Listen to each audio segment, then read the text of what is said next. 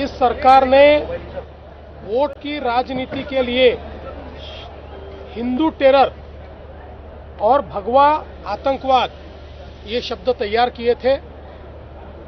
आपको वो समय पता होगा कि जिस समय पूरी दुनिया में बहुत बड़े पैमाने पर आतंकवादी घटनाएं हो रही थी और एक प्रकार से इस्लामिक आतंकवाद ये दुनिया में चर्चा का विषय था और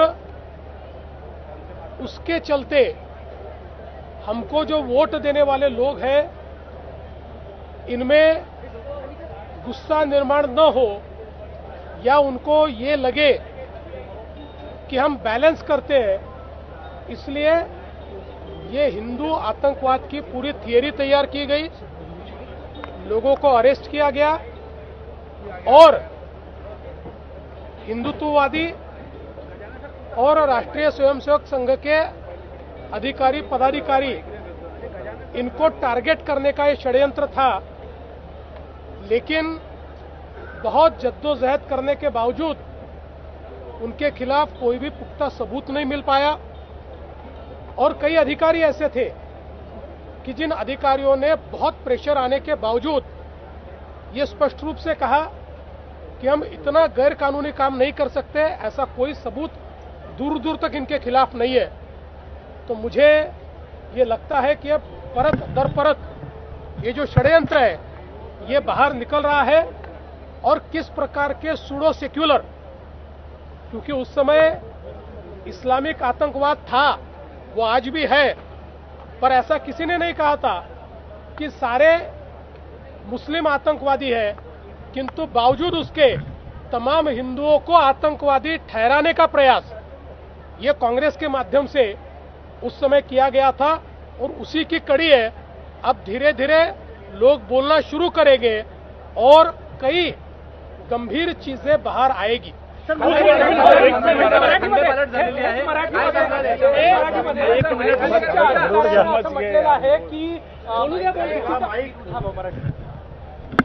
खरं म्हणजे आपल्या सर्वांपुढे कालच्या निकालानंतर काँग्रेस पक्षाने जे हिंदू टेरर किंवा भगवा आतंकवाद अशा प्रकारचं नरेटिव्ह तयार केलं होतं ते पूर्णपणे बस्ट झालेलं आहे।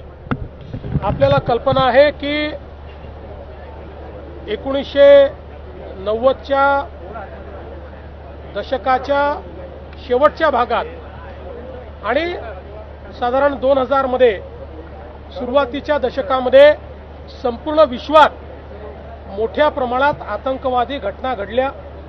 अमेरिकेत देखील घटना घडल्या, युरोपमध्येही घटना घडल्या, भारतात तर घडल्याच घडल्या आणि यातल्या अनेक घटनांचे धागेदोरे पाकिस्तानपर्यंत होते आणि त्यातनं एक इस्लामिक टेररिझम अशा प्रकारचे एक नरेटिव्ह कॉइन झाला। हा काही भारताने कॉइन केला नव्हता, जगामध्ये कॉइन झाला। भारतामध्ये या नरेटिव्हचा आपल्या वोट बँकेवर विपरीत परिणाम होतोय अशा प्रकारे काँग्रेसला लक्षात आलं।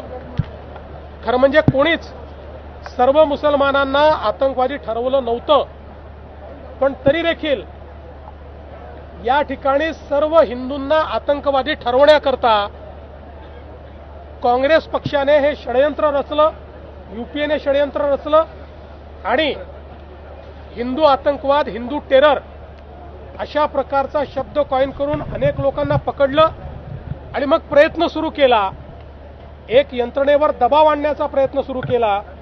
हिंदुत्ववादी संघटना आणि विशेषतः राष्ट्रीय स्वयंसेवक संघ याचे अधिकारी किंवा विचार परिवारातील अन्य संघटनांचे पदाधिकारी हे कसे या सगळ्या भगव्या आतंकवादामध्ये सामील आहेत अशा प्रकारचं षड्यंत्र तयार करण्याचा प्रयत्न झाला, पण त्याचे दूर दूरपर्यंत कुठलेही पुरावे त्यांना मिळाले नाही।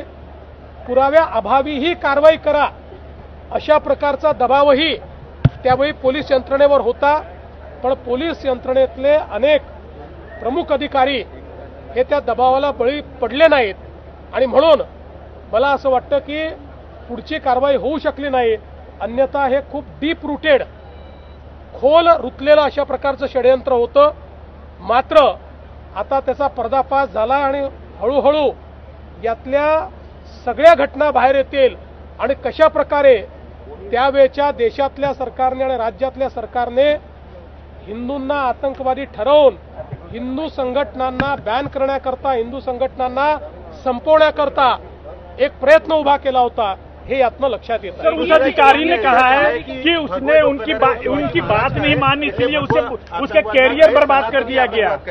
पृथ्वीराज चौहान ने ऐसा कहा है कि भगवा जो कलर है वो शिवाजी महाराज का है, तो भगवा आतंकवाद न करते हुए सनातनी आतंकवाद का है. पहले तो पृथ्वीराज चौहान ये अपने साथियों को बताए, क्योंकि वो जिस सरकार में थे, मनमोहन सिंह जी की सरकार में, जिसमें प्रधानमंत्री कार्यालय का कार्यभार वो संभालते थे, उसी सरकार ने इसको भगवा आतंकवाद करार दिया. तब याद नहीं आया ये छत्रपति शिवाजी महाराज का भगवा है. तब ये भगवा आतंकवाद, हिंदू आतंकवाद बोल रहे थे.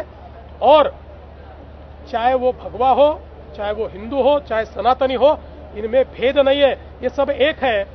और ये सारे के सारे राष्ट्रप्रेमी, राष्ट्रवादी और राष्ट्रीय विचारों से प्रेरित है. सर, उस अधिकारी ने एक कृषि मंत्री नवीन क्रीडा खातं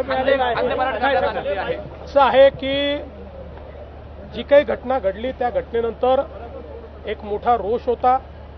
त्या संदर्भात सन्माननीय अजितदादा पवार आणि आमचे दुसरे उपमुख्यमंत्री एकनाथराव शिंदे आम्ही सगळ्यांनी चर्चा केली आणि चर्चेअंती हा निर्णय घेतलेला आहे.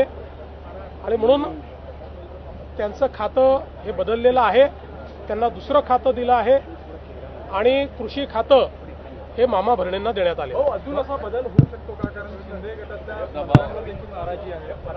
आता तरी दुसरा कुठलाही बदल या ठिकाणी होईल अशी चर्चा नाही. मंत्र्यांना तुम्ही एकदा सूचना दिलेल्या आहे की असं वादग्रस्त वक्तव्य करू नये भविष्याच्या काळात. हे नक्की आहे की आता जर कोणी अशा प्रकारे बेशिस्त वर्तणूक करेल तर त्यांना सगळ्यांना आम्ही सांगितलेल्या तिघांनी कि हम ये खपवून घेणार नाही आणि याच्यावर कारवाई होईल. सर, जिस तरीके से कृषि मंत्री का विभाग बदला गया, तो क्या ये अन्य मंत्रियों के लिए संकेत है कि संभल जाओ? ये सभी के लिए संकेत है कि हम लोग जनता की सेवा करने के लिए आए हैं और जनता की सेवा करते समय हम क्या बोलते हैं, हम क्या करते हैं, हमारा बर्ताव कैसा है, ये सारी चीजें जनता देखती है. इसलिए उसके ऊपर अंकुश होना ही चाहिए. सर, प्रधानमंत्री जी ने एक मिनिट, मुंडे यांनी 2 वेळा तुमची भेट घेतलेली आहे. त्यांची इच्छा आहे का परत मंत्रिमंडळात येण्याची आणि काय प्रयत्न सुरू आहे? तुमची माहिती अर्धवट आहे. त्यांनी 3 वेळा माझी भेट घेतलेली आहे आणि वेगवेगळ्या कारणाने भेट घेतलेली आहे. कुठल्याही भेटीमध्ये मंत्रिमंडळाबद्दल चर्चा झालेली नाही. मंत्रिमंडळाची चर्चा ही धनंजय मुंडेंच्या स्तरावर होत नाही.